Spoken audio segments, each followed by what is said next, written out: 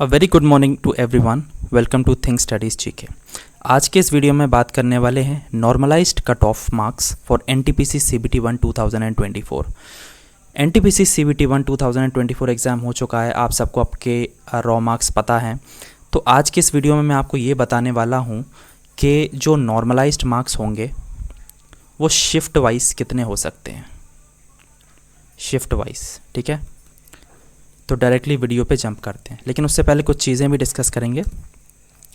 तो सबसे मेन चीज़ कि हर शिफ्ट में जो हमारे पास जो शिफ्ट थी 5 जून से लेकर 24 जून के बीच में, उसमें हर शिफ्ट में कितने मार्क्स बढ़ सकते हैं ये हम देखेंगे आज के इस वीडियो में। दूसरी चीज़ कि normalized marks based on the raw data of the rank मित्रा, उसमें कितने बच्चे हैं। तो रैंक मित्रा पे ऑलमोस्ट सभी ने डेटा दिया होगा, जिसमें लगभग 4,22,000 बच्चों ने पार्टिसिपेट किया है। और ये काफ़ी बड़ा डेटा होता है, इससे काफ़ी अंदाज़ा भी हमको हो जाएगा कि क्या नॉर्मलाइजेशन हो सकता है। इवेंचुअली एक और चीज़ देखेंगे कि नॉर्मलाइजेशन आखिर होगा कितना, और इस चीज़ पर भी देखेंगे क्या मार्क्स घटेंगे। ठीक है, उससे पहले एक चीज़,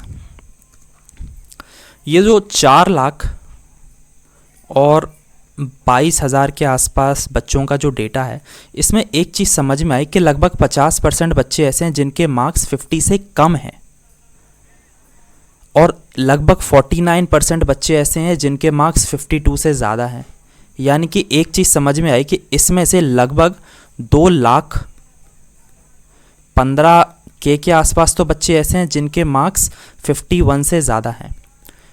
इसका मतलब ये है कि अगर हम ओवरऑल जब डेटा देखेंगे, लगभग 29 से 30 लाख बच्चों का जो रेलवे के पास है, उसमें ये चीज़ समझ में आएगी कि 51 से ज़्यादा मार्क्स लाने वाले बच्चे बहुत ज़्यादा होंगे।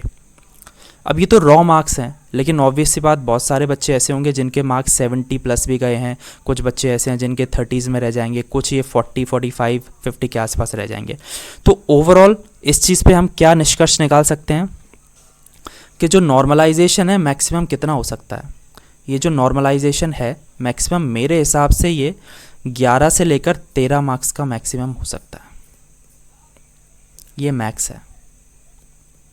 और मिनिमम कितना हो सकता है, तो मिनिमम मेरे हिसाब से ये जो नॉर्मलाइजेशन है ये आपका जाएगा लगभग 2 से 3 नंबर। क्या मार्क्स डिक्रीज भी होंगे, तो नहीं, मुझे नहीं लगता मार्क्स डिक्रीज होंगे। सिंपल सा लॉजिक है कि जो पेपर था काफ़ी टफ था,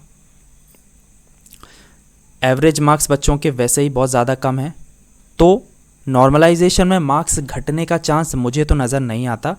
अब रेलवे घटा दे तो उसमें हम कुछ कर भी नहीं सकते, लेकिन मुझे जहाँ तक लगता है, और बाकी लोगों ने भी जैसा डेटा को रीड किया है और अंडरस्टैंड किया है, उस हिसाब से मार्क्स घटने नहीं चाहिए।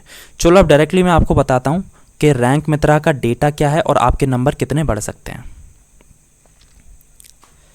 तो देखिए, ये जो डेटा है ये देखिए आप, रैंक मित्रा के वेबसाइट के हिसाब से 5 जून की जो शिफ्ट थी 4:30 बजे वाली, जिसमें एवरेज मार्क्स बच्चों की 44.85 आ रहे हैं, सबसे टफ शिफ्ट इसको माना गया, और मेरे हिसाब से इसमें लगभग 12 से 13 नंबर बढ़ने की उम्मीद है। और जो है आपकी उसी दिन की 9 बजे की सुबह की शिफ्ट, जिसमें बच्चों के नंबर 45.66 आ रहे हैं, इसमें लगभग 11 के आसपास बढ़ सकते हैं। देखिए, ये नंबर वेरी कर सकते हैं, ये नंबर मैं जो आपको बता रहा हूँ ये एक रेंज में लेकर चलिएगा, इसके आसपास बढ़ सकते हैं। 12 वाली शिफ्ट में आपको ये 12:45 वाली शिफ्ट में लगभग 10 के आसपास नंबर बढ़ सकते हैं। 16 जून की शिफ्ट में 4:30 बजे शाम वाली शिफ्ट में लगभग 9.5 नंबर बढ़ सकते हैं। 18 जून की शिफ्ट में 4:30 बजे शाम वाली शिफ्ट में लगभग 9 के आसपास नंबर बढ़ सकते हैं। 24 जून की शिफ्ट में 4:30 बजे वाली शाम की शिफ्ट में लगभग 9 के आसपास नंबर बढ़ सकते हैं।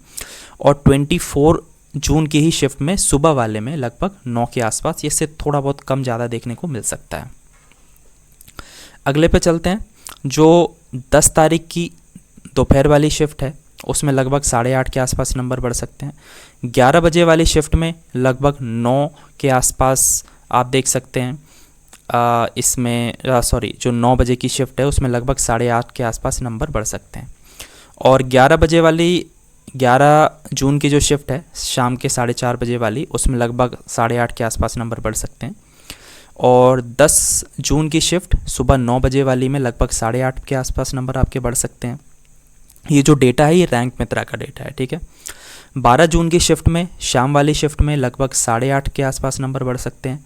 13 जून की शिफ्ट में सुबह वाली शिफ्ट में लगभग 8 के आसपास।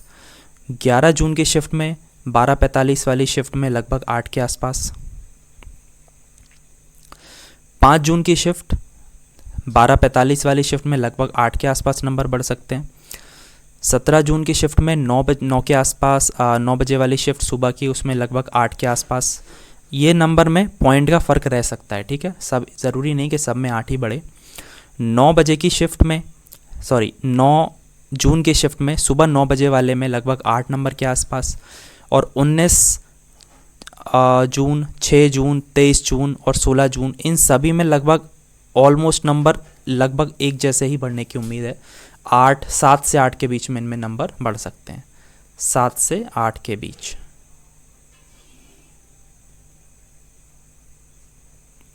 नेक्स्ट पे चलते हैं।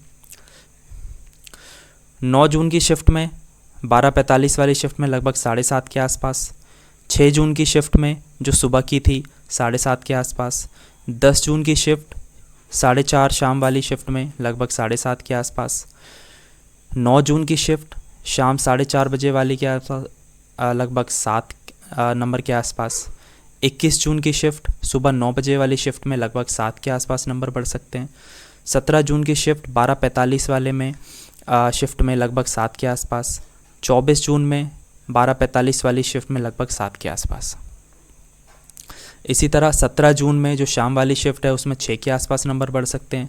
13 जून की शिफ्ट में 12:45 वाली शिफ्ट में लगभग 6 के आसपास नंबर बढ़ सकते हैं। 19 जून की शिफ्ट है शाम की जो शिफ्ट है उसमें लगभग 6 के आसपास नंबर बढ़ेंगे। 16 जून की शिफ्ट में लगभग 6 के आसपास नंबर बढ़ेंगे। 12 जून की शिफ्ट में लगभग 5.8 के आसपास नंबर बढ़ेंगे 9 बजे की शिफ्ट में सुबह। 20 जून की शिफ्ट 4:30 बजे की शिफ्ट है, लगभग 5.8 के आसपास नंबर बढ़ सकते हैं। 6 जून की शिफ्ट 12:45 वाले में लगभग 5:30 के आसपास नंबर बढ़ सकता है। 13 जून की शिफ्ट है शाम 4:30 बजे की शिफ्ट में लगभग 5.5 के आसपास नंबर बढ़ सकता है। 14 जून की शिफ्ट है 12:45 वाली शिफ्ट में लगभग 5 के आसपास नंबर बढ़ सकते हैं। 18 जून की शिफ्ट में 12:45 वाली शिफ्ट में लगभग 4:30 के आसपास। 14 जून सुबह वाली शिफ्ट में लगभग 4:30 के आसपास। 20 जून में 12:45 में लगभग 4:30 के आसपास नंबर बढ़ सकता है। 19 जून को 12:45 वाली शिफ्ट में लगभग 4 के आसपास। 20 जून को लगभग 9 बजे की शिफ्ट में सुबह 4 के आसपास नंबर बढ़ सकता है। 23 जून की शिफ्ट में 4:30 शाम वाली शिफ्ट में लगभग 3 नंबर बढ़ सकते हैं। 18 जून की शिफ्ट में 9 के आसपास 3 नंबर के आसपास बढ़ सकता है। 21 जून की शिफ्ट में शाम 4:30 बजे की शिफ्ट में लगभग 3 नंबर बढ़ सकता है। 21 जून की शिफ्ट में 12:45 के आसपास 12:45 वाली शिफ्ट में लगभग 2.5 नंबर के आसपास बढ़ सकता है।